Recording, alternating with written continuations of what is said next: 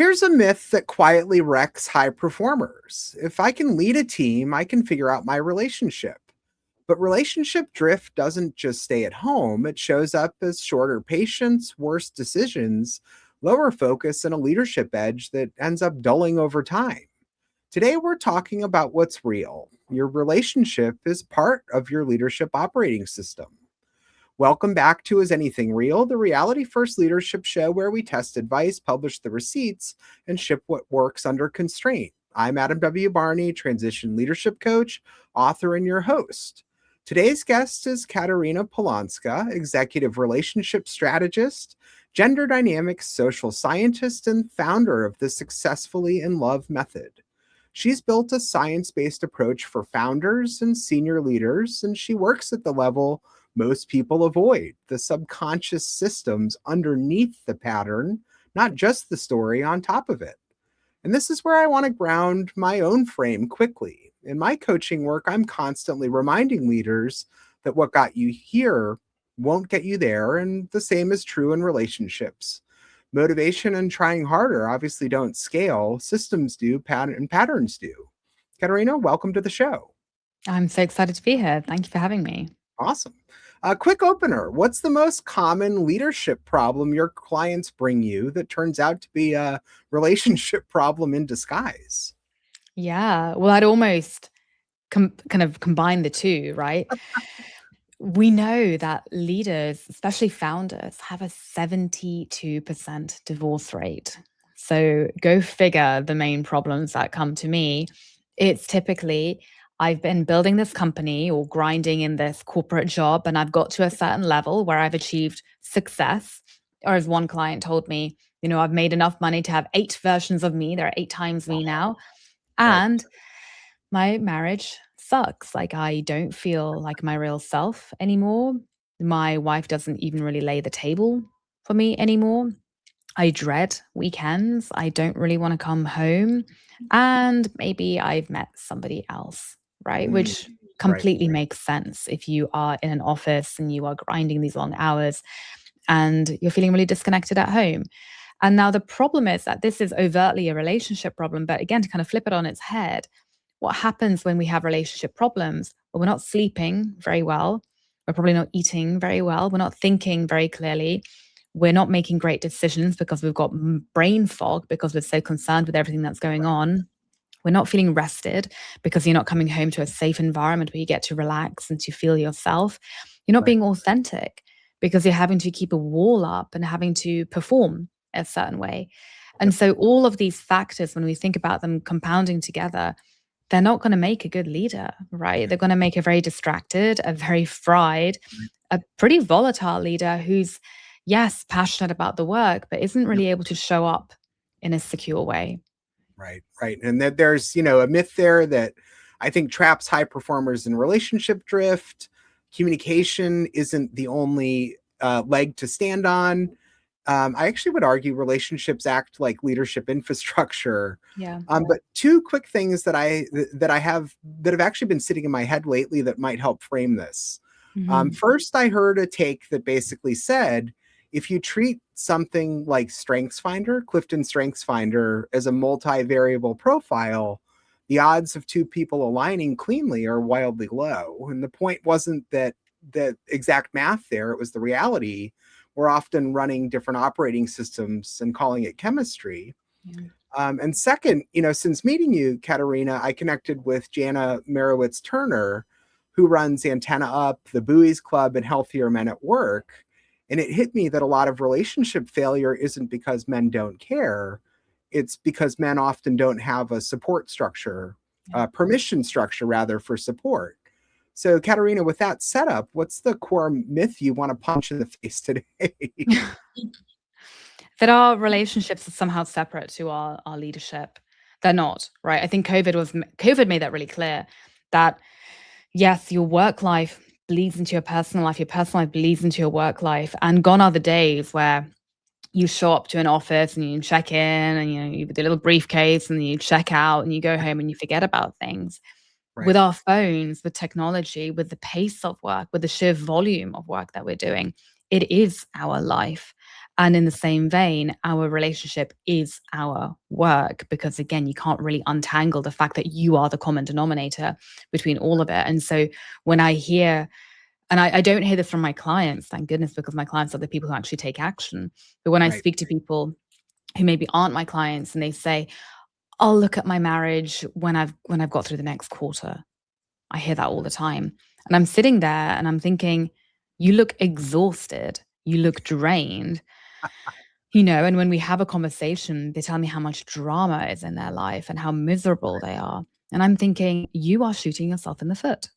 You Right. think that you're focusing on your business, but you are shooting yourself in the foot, because if you actually pulled your finger out and tackled the thing that's draining you, Yep. you wouldn't have to wait until the next quarter. Like your work would be flying. I mean, I'm literally, I see that consistently in my work, that one of the most wonderful side effects of improving your marriage, you will earn more money. You will earn more money, right? There's a lot of data out there, and you will live longer. So Yeah.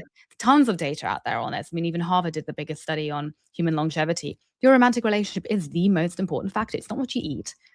Right. It's not, it's not all these things. It's like literally your romantic relationship. We Right. don't talk about that. Right. And Yeah. that's where basically I think, high performer logic is murdering intimacy, right? Yeah. With partners there. But let's debunk it. If the myth is blank, what's the truth? And maybe we Yeah. start with high performers can't out achieve subconscious patterning, or most conflict is protection, not content, so on and so forth. Yeah. So what's the biggest myth? Yeah. What's the biggest Yeah. myth there? I think the biggest myth is that you're smart enough and logical enough to figure it out yourself. Right. Because when you're a high performer, hello, that was me my whole life. We have this belief that I can figure it out. I Right. can figure it out, like I can do this. I'm smart. I can read a book. I can, ask Claude or whatever. Like I can Yep. figure it out. And Right. yes, to an extent, you probably can, but it's not about figuring it out. And actually, the people who I find who get really stuck, funnily enough, are the ones who intellectually understand what's going on and can Wow. walk me through the pattern of, this and then that, and then my childhood and this, and Yeah. trauma with a capital T and little trauma. And they can describe the situation beautifully, but they're still stuck.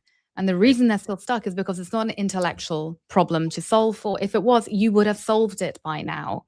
Right. It's a subconscious problem and it lives inside your blind spots. Right. That's why we call them blind spots. And in the same way that I have been, working this for years. I mean, I started coaching in 2007, like the bulk of Yep. my life I've been doing this. Truly, I still have a coach. I have two, I still do this work myself because of course I have my own blind spots. And then as I grow and as I ascend and, get more impact and all the wonderful things in my life that I want to achieve, I have my own blind spots. Right. And I know it all intellectually. I mean, I'm literally teaching this for a living, but I still have someone to help me with the subconscious parts that maybe don't want me to see them. Right. Maybe want to hide because actually the secondary gain that they're getting is pretty good. And so they're like, oh, I'm gonna stay here and keep doing what I'm doing. I need someone else to help me, right? And that's very normal. That's very human.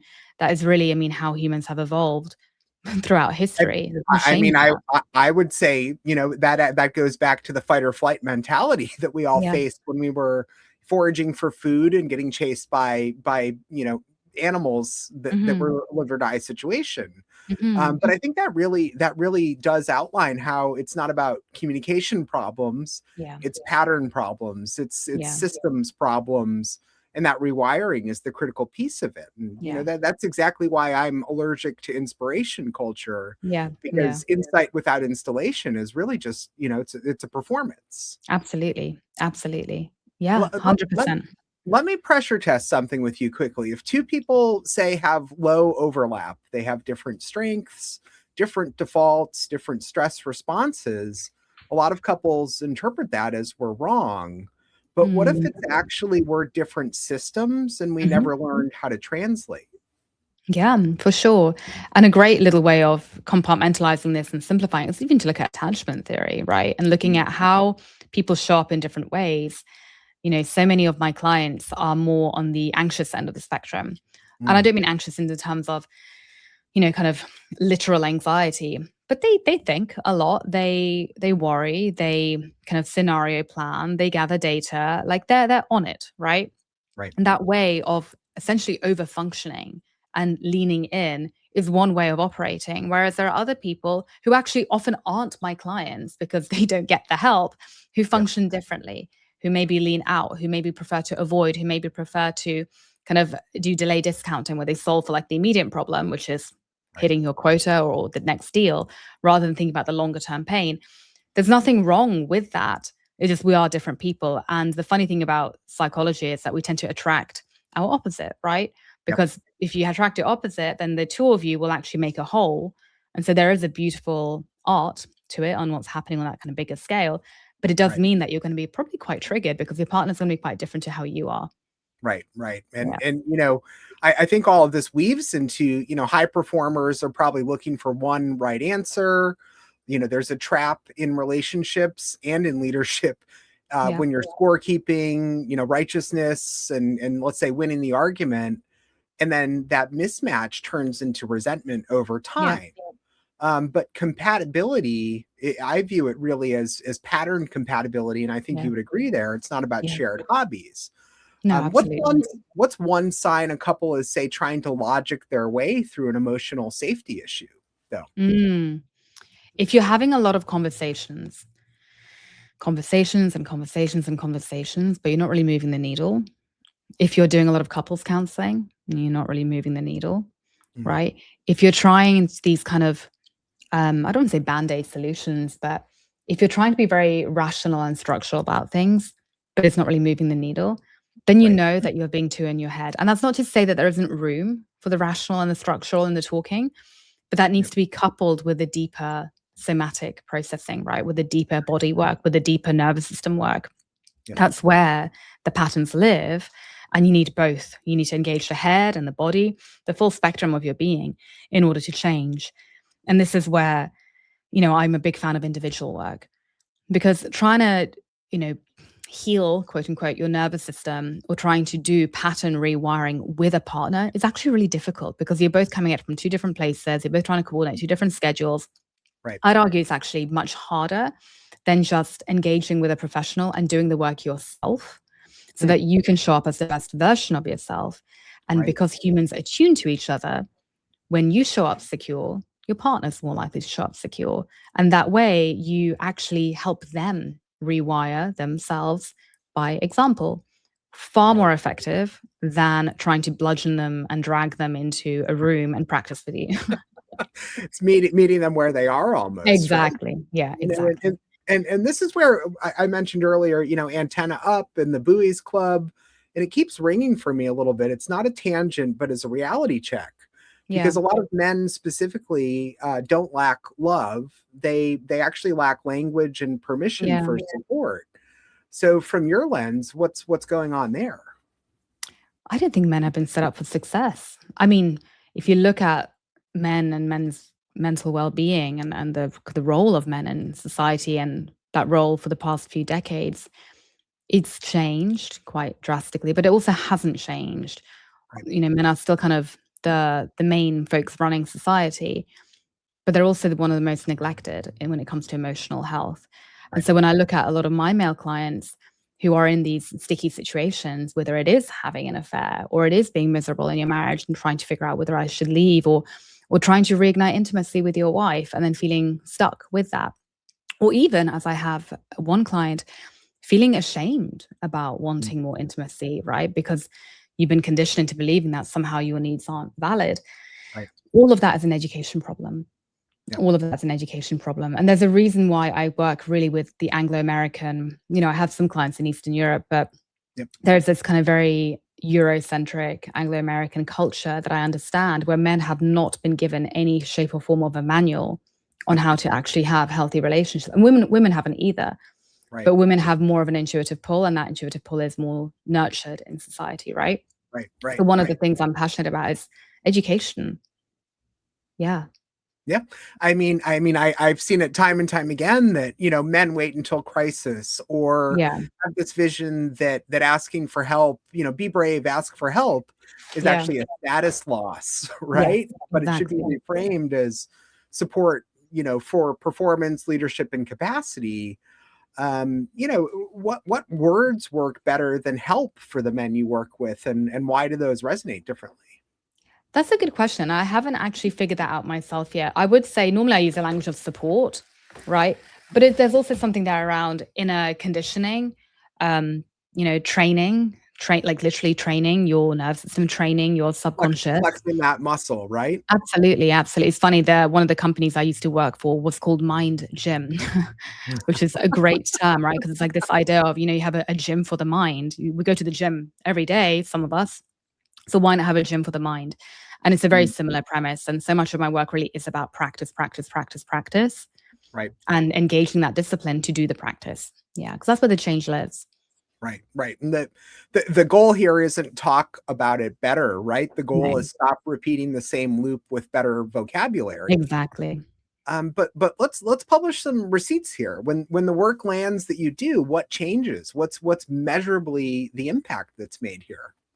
Well, the thing that I see, and I was talking about this earlier with one of my coaches, the thing that's most unexpected, I would say, is what I mentioned earlier, which is your income will increase, right? Because Mhm. when your capacity to be able to hold more, to be more resilient, to believe that you deserve more, to believe that you are worthy of more, to believe that you can have a life that is actually truly abundant and nourishing and wonderful, which is the conditions that you need to be in order to have a healthy, happy relationship. Well, Right, guess what? You're gonna probably make a lot more money because you believe that you deserve more money. You're gonna be actually more creative. You're gonna have better decision making. You're gonna be better rested. You're just gonna be more capable, right? So that's right, one of the wonderful side pieces. That's a very tangible outcome. But aside from that, you're gonna be happier. And we poo-poo happiness is kind of this like very fluffy EQ thing, but it's actually no, when you're happier, guess what? You are more creative. You right, work harder. You're more productive. You sleep better. You're a nicer person to be around. You're a nicer boss. And right, whilst it might seem really fluffy, that is where the best companies are built right, through a happy, inspiring, wonderful leader, right? right. And so, there's a study that I posted on LinkedIn and it did pretty well. I'm not surprised that it did well. But if you have sex with your partner the night before you go to work, you're going to be better at work. There's literal data on that. You're going to have a pep in your step and you're going to be more productive, right? So, Yeah, yeah. so think if you're I, happily I mean, married and you're I getting mean, that all the time. I can see, better sleep, energy returns there, Yep. focus, decision quality, less reactivity and Yep. less shutdown nature and less escape behavior, right? That overwork, Absolutely. that numbing, the avoidance. But those have direct lines to that confidence and clarity that leads to income. So, Yeah. the ROI isn't really just the feelings or the income, it's the operational stability that you build here. Precisely. So Precisely. Yeah. let's go into one move. Something listeners can run this week without pretending they're going to fix their relationship in a weekend. Mm. Is it simply a pattern and a need interrupt, or what would you recommend there? Yeah. Great question. I'm debating if there's two things I could say here. I'm gonna go with the need one. Oh, there's another one I want to do, but I'll say that for another time. Fair. To your point about, is it a pattern or is it a need? You can pattern interrupt by looking at what the need is. Meaning, beneath every behavior that you have, every behavior that your partner has, there is a need that they're trying to get met. If your partner's avoiding you or not having sex with you, they're trying to get a need met. In the Right. same vein, if you are feeling like you're walking on eggshells with your partner or you can't be your real self with your partner, there's a need getting met there. Everything that Right. we do has a need. So, one thing that you can do to interrupt things and actually start to move the needle is to start getting curious around with yourself. What is it that you need in that moment? And ask your partner, what do you need this morning? What do you need today? Yep. Right? What do you need? Right. And it might be a bit of a weird question to ask if you haven't asked it before. They might not know what to say. You might not know even what the need is. But the more that Right. you sit with it, the more that you listen and trust whatever it is that comes up, it might be rest, Right. right? Right. I have a client who, he's trying to reignite the intimacy with his wife. They've not been intimate for a long time. She's kind of entering menopause and Yep. he's really struggling. And they have this kind of little routine where they try to be intimate and then there's like guilt and pressure and she doesn't want to do it. And then he feels bad and then she feels bad and then nothing happens and they both feel terrible. And then it's a horrible cycle. It's the elephant in the room. The downward cycle elapses. Absolutely, absolutely. And so one of the things that we're working on is ask her what she needs. She has no idea what she needs because she's not really stopped to consider it because she's been a mother and, working her whole life. And actually, one of the things that she does need, as so many women need, is rest and to feel safe. Right. And trying to force someone to have sex with you is not going to make them feel safe. So what does rest and safety look like? It might be lying cuddled up in his arms once a week, unfettered, no children, just peace. Yep. Right? And that's the need. And for him, guess what he's going to get out of it? He's going to feel needed. He's going to feel like he's providing. He's going to feel like he's giving her something really important. And thus the connection grows. Both of them are getting their needs met. And that will lead to other needs getting met down the line because we're starting the chain of events, right? So get curious on like, what do you need? What does she need or he need? And ask. Yep. And ask. Be yourself and them. And I mean, it's not resolution, right? It's interrupting the default narrative there. But I think underneath there in those needs, it's probably, you mentioned safety, but it's respect, it's autonomy, it's appreciation, it's reassurance, or it's simply maybe a belief in the partnership that you have. Exactly. That's a simple version for people to follow here. Katarina, after everything you've seen, power, patterns, relationships, leadership, and the cost of just being fine, is anything real? Is anything real? I think it's all real, right? I think that when it comes to relationships, it's the most real thing that we have. Humans are built on relationships. You put a baby without any connection and it will die, right? Relationships are the most real thing that we have. And so it's about getting back to what is real within it and not staying on the surface level of performance, which is where so many of us live, but dropping down into the reality of what is actually going on here. And if what's going on here is that actually we don't love each other anymore and our time maybe has kind of fizzled out, that's okay as well. Right? The real doesn't have to be nice. It doesn't have to be pleasant. But just because it's not pleasant doesn't mean that it's not real. And it doesn't mean that it's not okay. Right. And that's where that self-grace comes into play, right, through those decisions. But that's fantastic. Katarina, where can people find you and your work and discover more about the Successfully in Love method? Yeah, absolutely. So you can find me on my website, www.katarinapolonska.com. You can also find me on LinkedIn. Just type in my name and I'll pop up there. You can find me on my YouTube, on my podcast, a whole flurry of social media channels. So what I would do is just type into Google Katarina Polonska and explore. Yeah. And reach out to me on LinkedIn or book a call. I would love to talk to you. We will definitely be linking to those in the show notes below. But, listeners, if this episode hit you, send it to one leader who's crushing it publicly, but they're quietly drifting privately. And, if you're leading through a transition and want a reality first reset, there's a clarity call, foundational call with me in the show notes. No pitch, just the next honest move. But until next time, proof over performance and ship what works. But Katarina, thanks for joining today. Thank you for having me.